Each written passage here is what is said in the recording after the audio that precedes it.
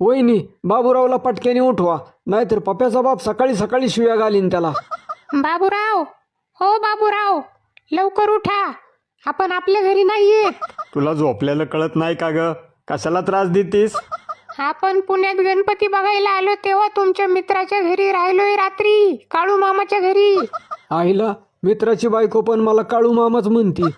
आज माझं लग्न झालं असतं तर माझ्याही बायकोनी मला एवढ्याच प्रेमाने उठावलं असतं, पण माझ्या नशिबात प्रेम आणि लग्न दोन्ही पण दिसत नाही.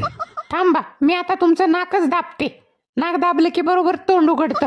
लय त्रास देती बाई. आई ग आई. मग उठा बघू, उठा बघू पटकन. अगं झोप नाही झालेली माझी.